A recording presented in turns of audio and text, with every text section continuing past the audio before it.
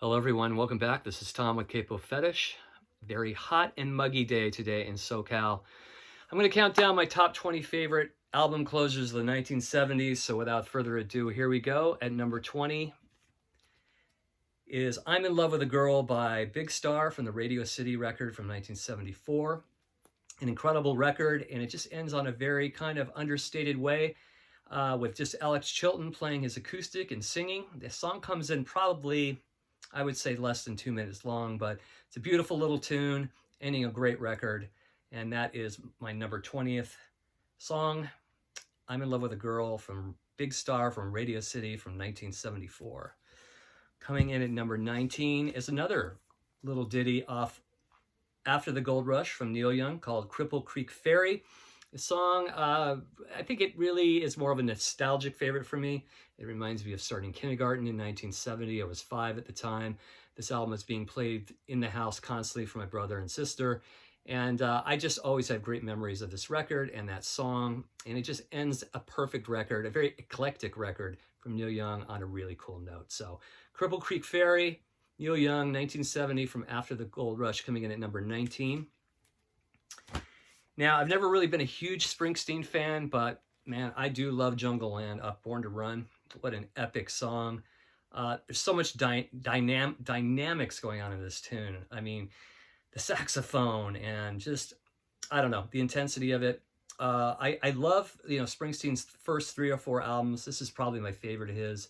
But I don't know. I don't think you could pick a better song to end this record here. I love the end where it kind of breaks down and he's just kind of talking a little bit, before the piano comes in and ends the song.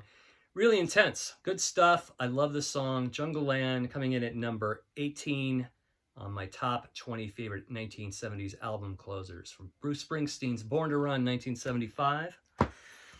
Coming in at number 17 is the song Oh Sweet Nothing off the Velvet Underground's last record, Loaded.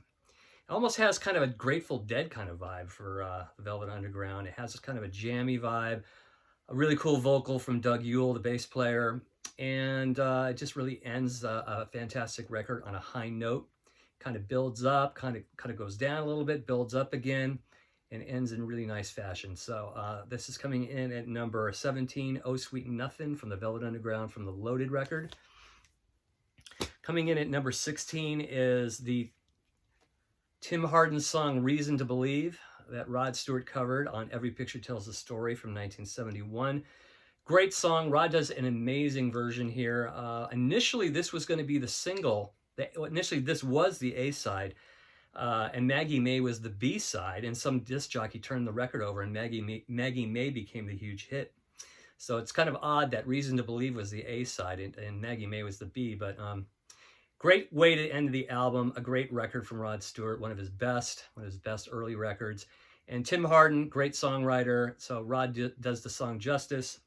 Reason to Believe off Every Picture Tells a Story from 1971, Rod Stewart. Speaking of Rod Stewart, I really dig the last song off the Faces' last album, Oola, the title track, sung by Ron Wood.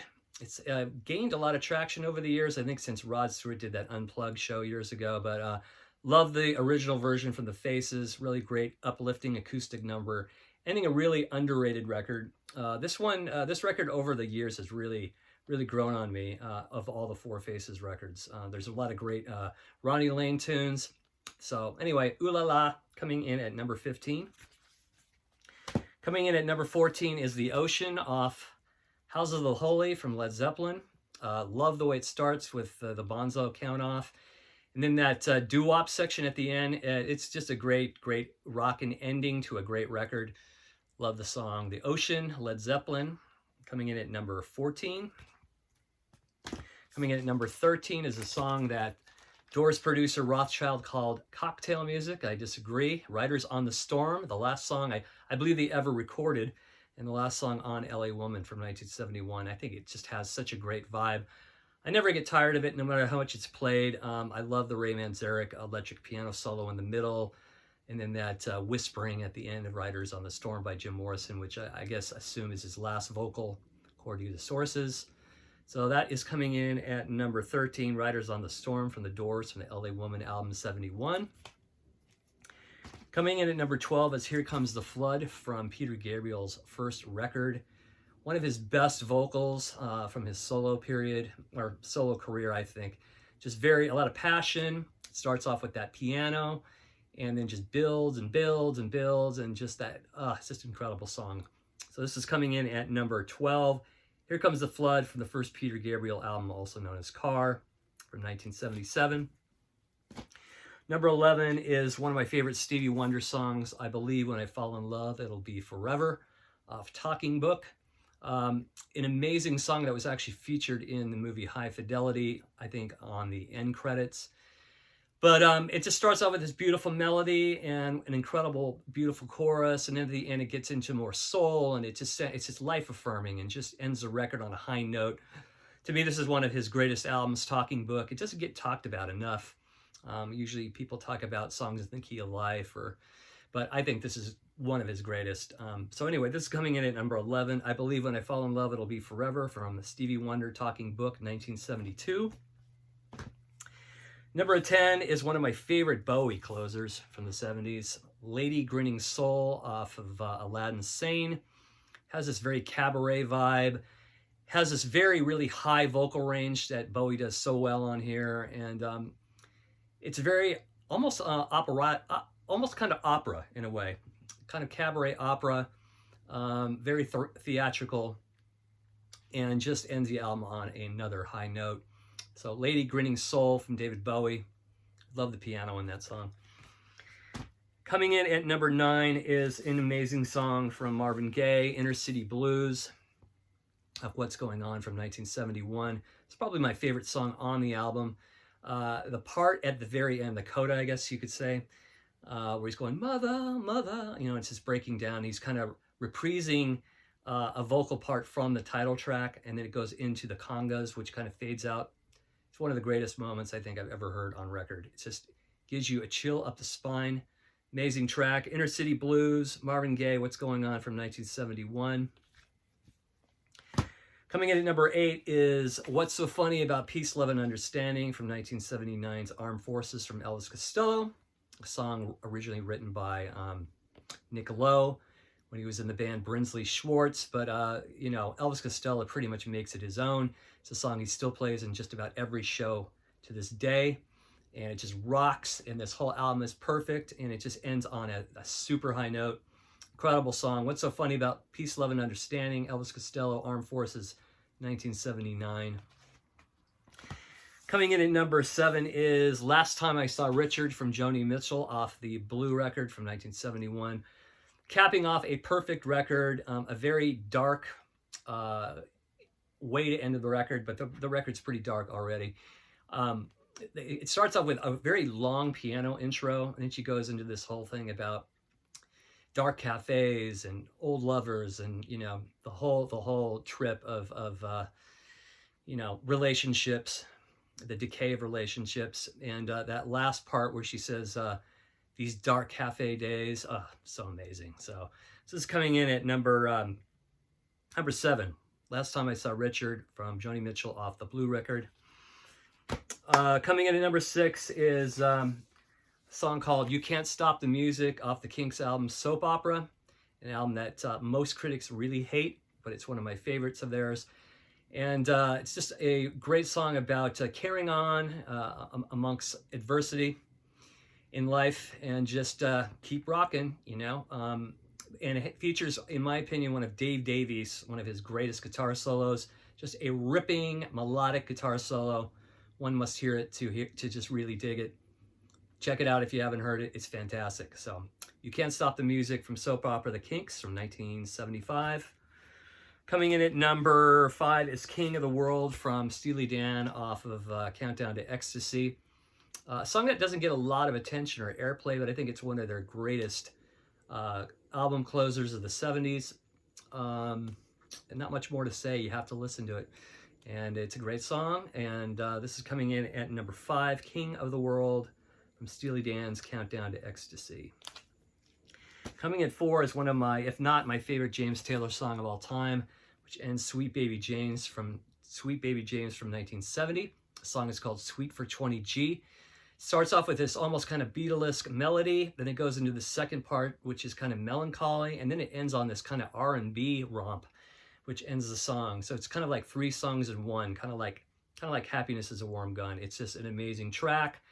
I don't think I've ever heard it on the radio, but it ends Sweet Baby James on a really high note. Perfect record. Sweet for 20G, number 4 on the list of greatest 70s album closers. Number 3 is Moonlight Mile from the Stones off of Sticky Fingers. This is one of the greatest Stones album closers. Very moody, almost very cinematic. There's a lot of strings, really great passionate vocal from Jagger. Just has a really amazing vibe. And I've always loved this song. This is coming in at number 3, Moonlight Mile from the Stones off Sticky Fingers from 1971. Coming in at number 2 is the title track from Surf's Up from the Beach Boys, Surf's Up. And this song was originally written in 1966 for the Smile Sessions. It was aborted and redone for this album in 1971. The original vocal was done by Brian Wilson. And I think their verses, or the main vocal in the verses were, not even the verses, just the first half, should we say. The vocals were redone by Carl Wilson. And I think they kept the second part from the original 1966 recording of Brian Wilson singing. So you have Carl Wilson in the beginning, and then Brian Wilson kind of at the coda. But this is one of their greatest songs in my opinion. Probably top 3. This is up there with, God Only Knows, Good Vibrations, all those just stellar songs. An amazing song, almost like a classical piece. This is coming in at number 2, Surf's Up from the Beach Boys. And I think number 1 for me is the song Supper's Ready from Genesis off the Foxtrot album. It's about 22 minutes long, but it's super melodic. There's probably about, I don't know how many parts, 6 or 7 different parts that really shouldn't go together, but they make it work, and it totally goes together. There's no tangents. It just flows. Everything just flows perfectly. It's almost like 7 different songs combined into one. And I think it features Peter Gabriel's greatest vocal, very cathartic at the very end of the song, the New Jerusalem. Amazing, amazing track. I'd have to put this at number 1 because I've never really heard anything quite like it. And I never get tired of this song. So this is Supper's Ready, coming in at number 1 on my album closers from the 1970s, my personal favorites. Remember, these are all just personal favorites. There's nothing definitive. These ones I just thought off the top of my head, like, what do I really want to put on there? And I just immediately knew. So number 1 for me, Supper's Ready. And then a shout out to a couple of people who have passed this week. Sixto Rodriguez from the movie Searching for Sugar Man. This is a great album. Cold Fact passed away this week. And he really had an amazing second act in life, getting all that popularity from the movie. So rest in peace, Sixto. And then, of course, Robbie Robertson provided us with some many great songs in the early 70s. This is my favorite band album, music from Pink. Rest in peace, Robbie. Thanks, everybody, for watching. Take care, and we'll see you soon. Bye-bye.